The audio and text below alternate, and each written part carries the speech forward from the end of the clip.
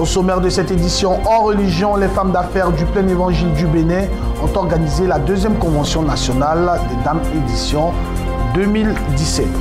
Société en Côte d'Ivoire, un jeune chef pâtissier ivoirien a lancé le premier bloc de chocolat fabriqué en Côte d'Ivoire. Actualité internationale en Roumanie, une ONG rapporte l'électricité aux plus pauvres.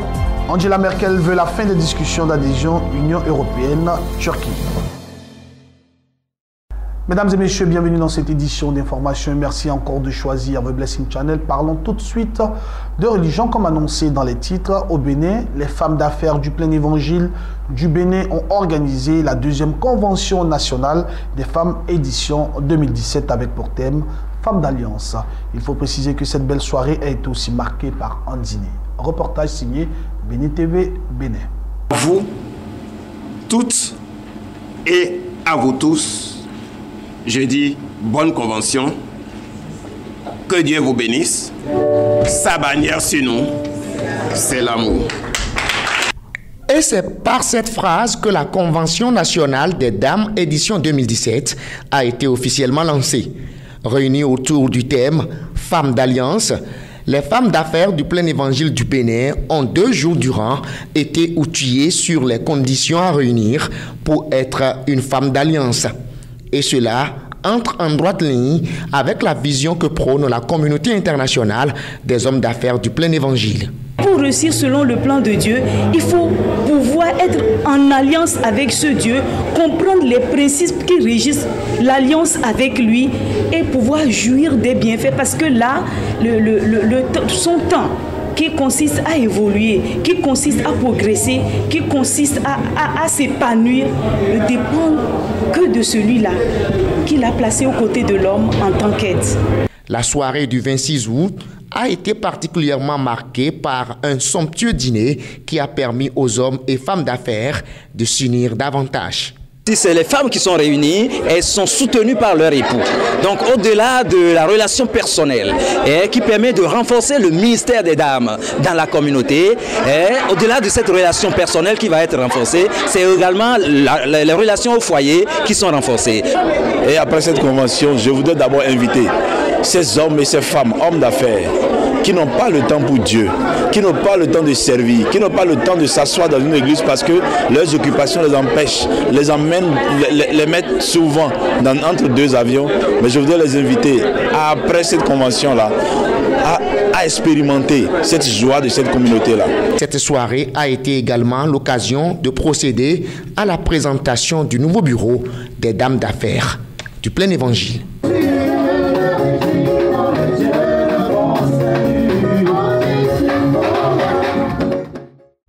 Nous restons toujours avec notre correspondant de Bénin TV Bénin. Parlons à présent de la cérémonie de clôture du CIFOD au Bénin avec pour thème Femmes, relevons les défis du royaume. Tel était le thème exploité par l'apôtre Janine Ao, présidente du CIFOD. Suivons. Elles ont été équipées 3 jours durant pour faire face aux défis de leur temps.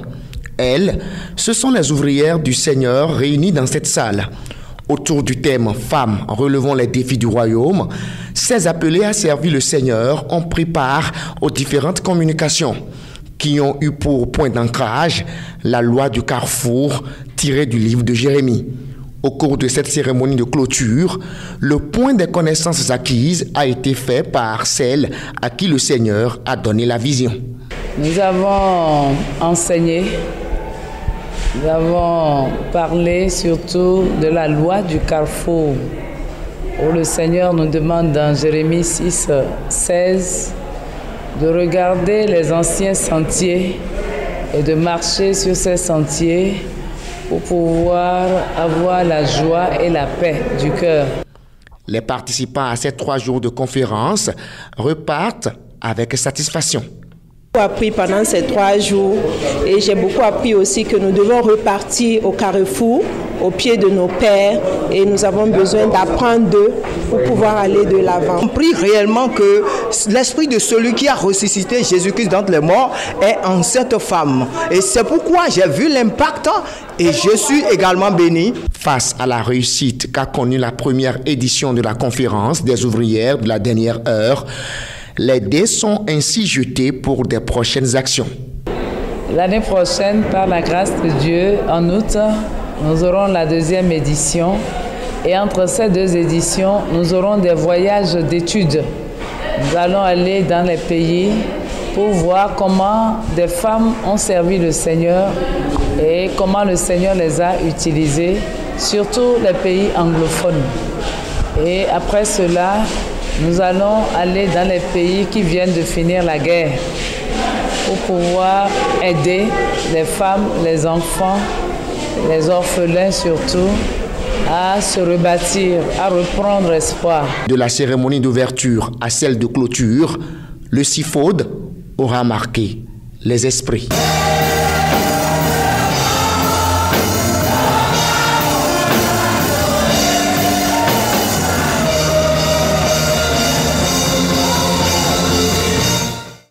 En Côte d'Ivoire, toujours en religion, le ministère international de la grâce et de guérison dirigé par la prophétesse Maman Grâce a organisé une veillée de prière, de miracles et de guérison. C'était le vendredi 11 août 2017 au siège du dit ministère, 6 dans la ville d'Aboville. Le Seigneur s'est encore glorifié du côté du ministère international de la grâce et de guérison, 6 dans la ville d'Aboville, précisément au quartier Rad. Ce grand ministère dirigé par la prophétesse Maman Grâce a permis à plusieurs personnes d'être restaurées à travers une veillée de prière, de guérison et de miracles qui s'est tenue le vendredi 11 août 2017 au siège du dit ministère. Le groupe musical a précédé l'entrée de la prophétesse avec des cantiques bien enlevés. Après ce moment de louange, le pasteur Aonon Raphaël a nourri spirituellement le peuple avec un message venu à point nommé.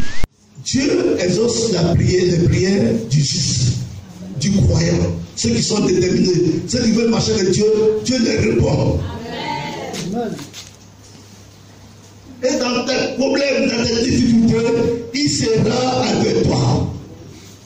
Il va t'enlever de leur piège, pour que toi, tu puisses le louer, pour que toi, tu puisses le délivrer, le glorifier. Parce que ce que Dieu fait, c'est qu'on le loue, qu'on le glorifie, qu'on le loue, qu'on le glorifie. Dieu sied dans la louange. La prophétesse Maman Grâce a rendu ministère.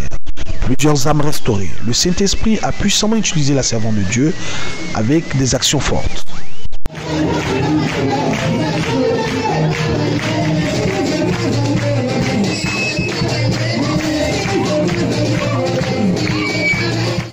Ce temps de célébration pour la gloire du Tout-Puissant a permis au peuple rempli de retourner satisfait.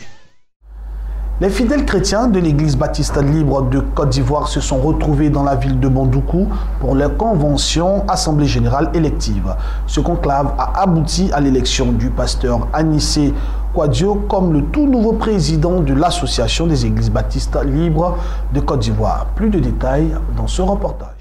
Les fidèles chrétiens sont venus de toute la Côte d'Ivoire pour participer à cette convention assemblée générale élective de l'association des églises évangéliques baptistes libres de Côte d'Ivoire. Adoration, louange et grande procession à travers la ville aux 1000 mosquées pour proclamer le nom puissant du Seigneur Jésus-Christ. À environ 2000 fidèles, le pasteur Robert Bryan, venu de la France, était l'orateur de ce grand thème, l'église une famille. Il avait à ses côtés le coordonnateur de la mission internationale des États-Unis, le pasteur missionnaire Kenneth Ingleton. Il y a eu l'ordination du pasteur Kambou Potiné d'Abobo. Après 8 ans à la tête de l'église évangélique baptiste libre de Côte d'Ivoire, le pasteur Ouattara Kaibo Samuel cède son fauteuil au pasteur Noufessier Silas de Bouna à l'issue du vote des 248 délégués. Le nouveau président de l'association des églises évangéliques baptistes libres de Côte d'Ivoire qui nous livre ici ses sentiments. C'est une joie pour moi et quand je regarde encore, c'est une lourde charge.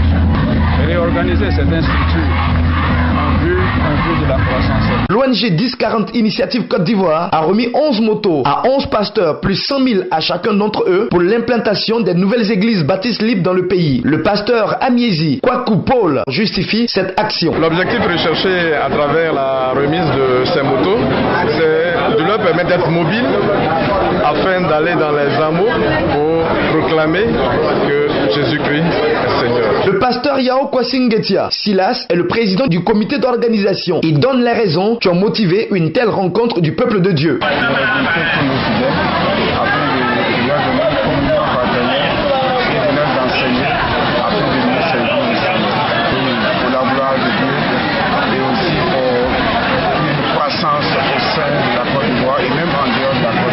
Les fidèles chrétiens de l'association des églises évangéliques baptistes libres de Côte d'Ivoire, plus que jamais unis, veulent à travers cette convention démontrer leur foi et leur attachement. De zéro à la plénitude, tel a été le thème de la 8e convention annuelle 2017 du mouvement Les Fils de Déborah du pasteur Onenka Gift Olakunle. Cette convention annuelle a connu son apothéose le samedi 26 août 2017 à la mission évangélique La Montagne de Délivrance à Abidjan, Makori. Reportage. De zéro à la plénitude, c'est autour de ce thème que s'est articulée la conférence internationale des femmes organisée du 23 au 26 août 2017 par le mouvement Les Filles de Déborah.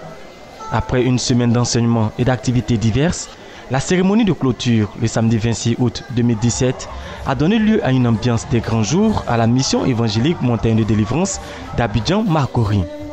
Des sketchs, des ballets, des interprétations musicales ont meublé cette journée dédiée à la femme.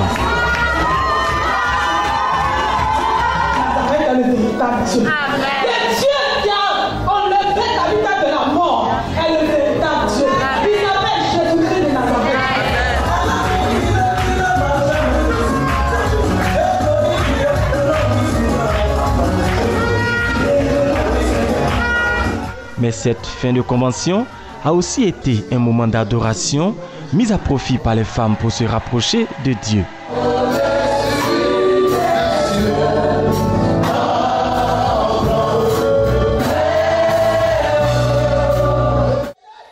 L'invité spécial des Filles de Déborah, le pasteur Niépé Déborah de l'église Foursquare Côte d'Ivoire, a exhorté ses sœurs sur le sens spirituel du thème intitulé « De zéro à la plénitude ».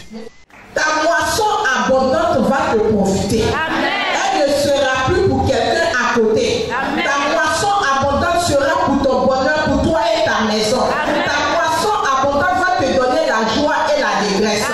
Tu ne vas pas moissonner pour qu'après tu t'asseyes et tu te dises mais je ne sais même pas ce que j'ai fait avec mon argent. Il y a des personnes qui peuvent recevoir aujourd'hui des fortes sommes parce qu'ils ont fait un travail. Mais malheureusement quand ils s'asseyent et qu'ils regardent qu'est-ce que j'ai fait de cet argent, ils ne se retrouvent pas. Tu es à un moment, à une convention où Dieu va restaurer les choses de ta vie. Où Dieu va te donner de commencer quelque chose, mais de jouir du fruit de ton travail au nom de Jésus. Cette conférence internationale des femmes marque la 8e convention annuelle des femmes de la mission évangélique Montagne de Délivrance. Initiatrices de cette conférence, les Filles de Déborah, à travers leur présidente, se réjouissent de sa bonne tenue et l'atteinte des objectifs. Chaque année, Dieu nous fait grâce d'organiser ce programme. Ce n'est pas un programme comme tout autre programme. On organise une première chose que nous voulons atteindre. Nous voulons que les femmes soient impactées dans tout l'aspect de leur vie. Et aussi, nous voudrons que les femmes qui ne connaissent pas encore Jésus, d'avoir cette occasion pendant ce programme de connaître réellement qui est Jésus. En plus de son caractère évangélisation, le mouvement des Filles de Déborah fait également la promotion de l'entraide et du soutien financier. La jeunesse de l'Assemblée des Églises évangéliques de Côte d'Ivoire, en abrégé AECI, a un nouveau président. Adolphe Fokman a succédé à Marcel Djidje à l'issue d'un camp de jeunesse AECI édition 2017 qui s'est tenu du 14 au 19 août dernier. C'était dans la ville d'Anyama, dans la banlieue abidjanaise. Il faut préciser que ce camp a également été meublé d'enseignements et d'activités diverses. Revivons ensemble les temps forts avec notre reporter. Issus des différentes communautés sur le territoire national ivoirien, les jeunes de l'Assemblée des Églises évangéliques de Côte d'Ivoire étaient rassemblés du 14 au 19 août 2017 au pensionnat méthodiste des jeunes filles d'Anyama dans le cadre du camp national 2017 de la jeunesse AECI. Parrainé par M. Raymond Gadé, est placée sous la présidence du pasteur Baka Benzaoui, président national de l'église AEC, représenté par le pasteur Blanc Mathurin, le secrétaire national de l'église AEC. Le camp national de la jeunesse doit participer à l'essor d'une jeunesse plus sanctifiée et plus active. Ça démontre là une prise de conscience de la jeunesse. La jeunesse va se sentir plus responsable. La jeunesse va s'engager plus dans l'œuvre de Dieu. Et c'est pourquoi nous leur avons demandé simplement de ne pas faire de ces assises rien que des retrouvailles, mais de tirer l'essentiel afin que demain la relève soit assurée et que l'église AEC parte. Des activités culturelles, des enseignements et une sortie détente ont meublé ce camp de jeunesse 2017. Il s'est soldé par un congrès qui a abouti à l'élection du nouveau président de la jeunesse AEC. Adolphe Kpang, PCO du présent camp, remplace ainsi JJ Marcel. Nous avons ensemble fait les différents bilans et puis nous pensons bien que pour ceux qui sont satisfaits de leur bilan, il faut les encourager à aller faire mieux et à continuer. Et pour ceux qui verront qu'ils n'ont pas fourni, ils n'ont pas donné tout ce qu'ils devaient donner, ils peuvent encore, à travers le message, se mettre au travail. Nous sommes confiants que ce camp-là va vraiment réussir. Et avec le soutien du Seigneur, nous allons réussir et nous allons gagner le pari. Nous prenons rendez-vous encore, comme le parrain l'a dit, pour des défis futurs. Parce qu'il faut qu'on mobilise encore assez de jeunes. Et nous croyons qu'avec ce qu'il a dit, son soutien, nous allons pouvoir mobiliser plus de jeunes que la gloire lui est bien. Le camp de la jeunesse AEC 2017 s'est achevé en apothéose par un concert.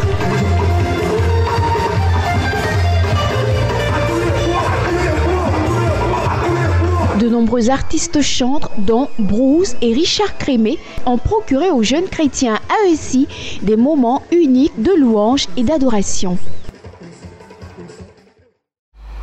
Nous restons toujours en religion. À présent, la mission internationale de Jésus-Christ de Dieu vivant, en abrégé MIGCDV, l'apôtre Kwame dans la ville de Yamsoukro a clos une semaine de croisade et aussi de délivrance par un culte spécial. C'était le dimanche 13 août 2017 et ce culte spécial a été marqué par des moments intenses.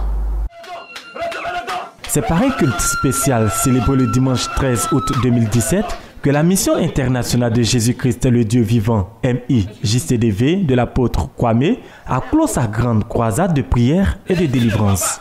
Placé sous le thème indicateur « Viens honorer Jésus-Christ le Dieu vivant car il t'a sauvé pour le ciel », ce programme spécial a été une occasion de riches enseignements pour le peuple de Dieu. L'apôtre Kwame, fondateur et président de la MIJCDV, a décrit le salut en Christ en se basant sur les chapitres 14 et 13 des évangiles de Jean et de Matthieu. La Bible ne déclare-t-elle pas que la fin d'une chose vaut mieux que son commencement? Alors, ce culte spécial de clôture de croisade a connu des moments intenses de prière, marqués par une grande effusion du Saint-Esprit. Pour libérer les enfants qui sont malades. Allez, allez, allez, allez, allez, allez. Pleinement satisfait des nombreuses délivrances opérées par l'Éternel Dieu des armées, l'apôtre Kwame lui exprime ici sa profonde gratitude. Nous venons juste de finir notre croisade sur le thème « Viens honorer Jésus-Christ le Dieu vivant, car il t'a sauvé pour le ciel ».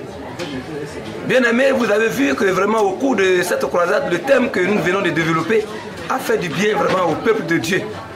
Parce que le thème même qui est déjà composé de 3 sous-thèmes, viens honorer le Seigneur, il t'a sauvé et aussi pour le ciel. Ça fait du bien vraiment au peuple de Dieu. C'est pourquoi je bénis encore une fois le Seigneur Jésus-Christ, je bénis encore le Saint-Esprit, je bénis encore l'Éternel Dieu des armées, afin que vraiment la gloire lui soit rendue tout seul. Parce que sans lui nous ne sommes rien. C'est lui qui nous mandate, c'est lui qui nous établit et c'est lui qui nous envoie en mission. Aujourd'hui, je suis très content parce que la croisade, vraiment, ça a été vraiment réussi. Cette grande croisade de prière à la MIJCDV a enregistré la présence de nombreux chantres de la localité et ceux-ci ont conduit le peuple dans la louange. Parlons à présent de société. Comme annoncé dans les titres, un chef lance le premier bloc de chocolat made in Côte d'Ivoire. Un jeune pâtissier, chef ivoirien, a lancé le lundi dernier le bloc de chocolat fabriqué en Côte d'Ivoire à partir de fèves de cacao certifié commerce équitable et torréfié par des femmes dans une coopérative pilote. Suivons ensemble.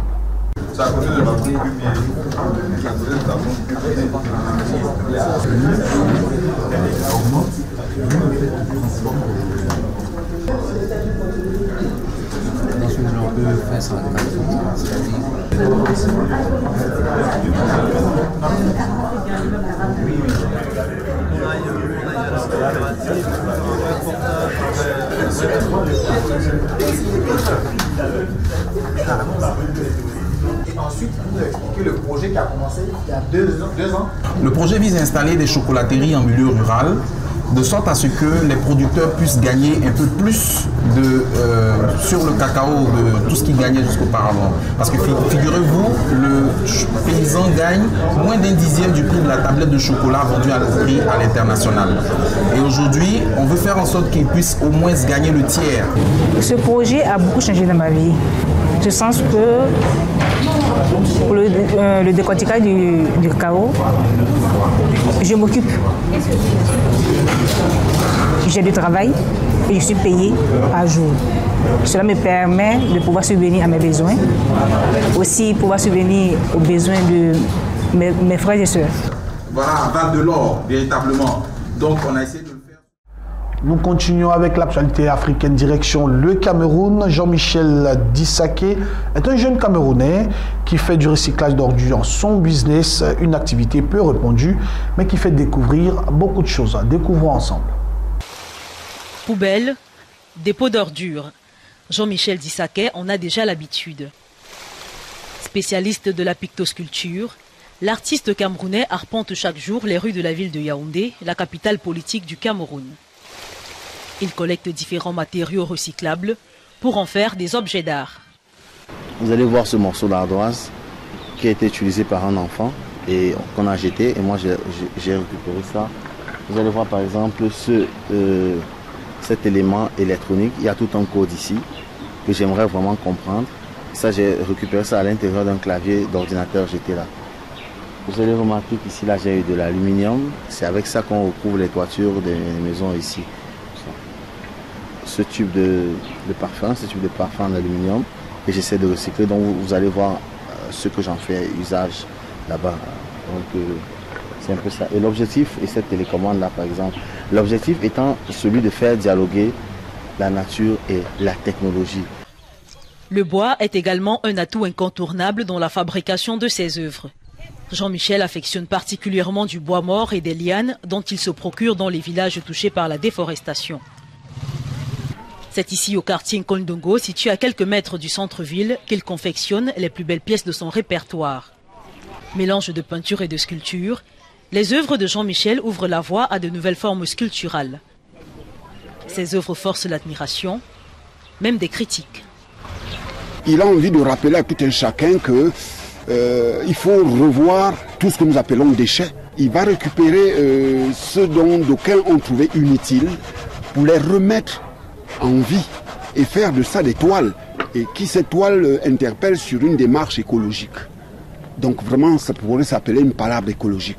Ça veut dire il remet en question le rejet de ce qui pourrait être encore utile pour une société telle que la nôtre. Je travaille avec les matériaux recyclés et je vous ai bien dit que ces matériaux-là me permettent d'avoir la couleur exacte de la société dans laquelle je suis inscrit. Et je ne veux pas aussi éloigner l'art de la basse classe. Parce qu'en réalité, c'est cette classe-là aussi doit contempler et doit nourrir ses œuvres. Plus de 10 ans après s'être lancé dans la pictosculpture, Jean-Michel a acquis de l'expérience. Et aujourd'hui, le lauréat de plusieurs concours d'art contemporain présente ses œuvres principalement sur le continent, notamment en marge des 8e Jeux de la francophonie à Abidjan, en Côte d'Ivoire. Nous ouvrons à présent la page de l'actualité internationale en Roumanie, comme près de 100 000 foyers à travers ce pays membre de l'Union européenne depuis maintenant 10 ans. Les monnaies qui survivent à peine plus de 100 € par mois pour 8 personnes ne sont pas raccordées au réseau électrique. Suivons ce reportage pour mieux comprendre. Chaque nuit, la famille Monea remonte dans le temps. Installés dans le nord-est de la Roumanie, zone la plus pauvre du pays, ils n'ont jamais eu l'électricité. La famille survit principalement grâce aux allocations familiales, à peine 90 € par mois, auxquels s'ajoutent les maigres revenus du père. C'est dur sans lumière ni frigo, c'est très dur. Dans un pays qui compte 20 millions d'habitants, près de 100 000 foyers sont privés d'électricité, faute de moyens ou de papiers en règle. Mais grâce à cet homme, les choses vont changer pour la famille Monea.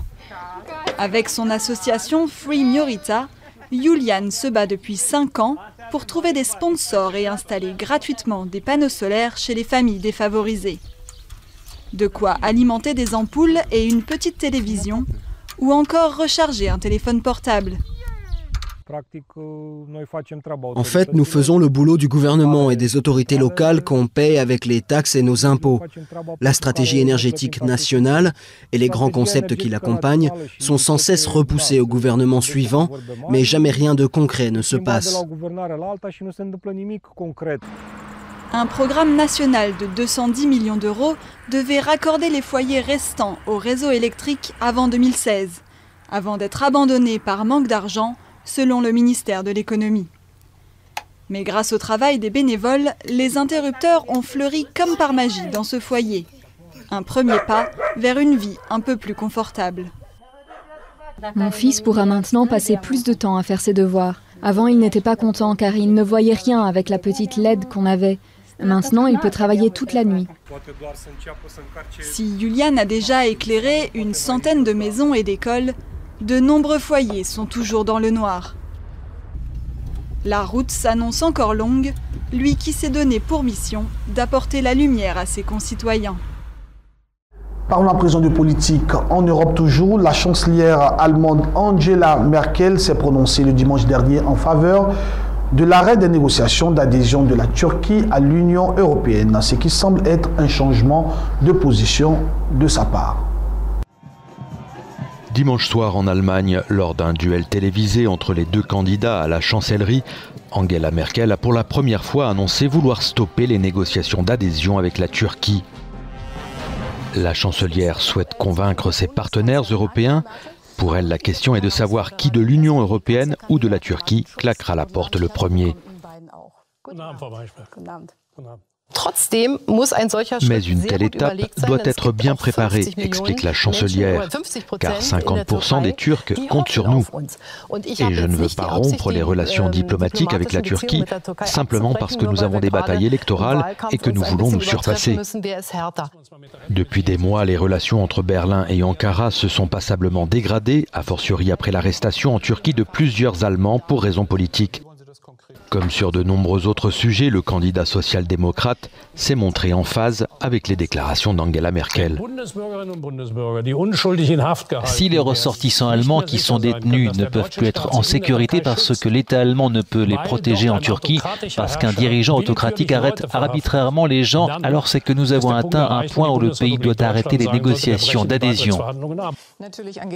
En novembre dernier, les députés européens ont demandé le gel temporaire des négociations, en cause les mesures répressives prises par la Turquie après la tentative de coup d'État de juillet 2016.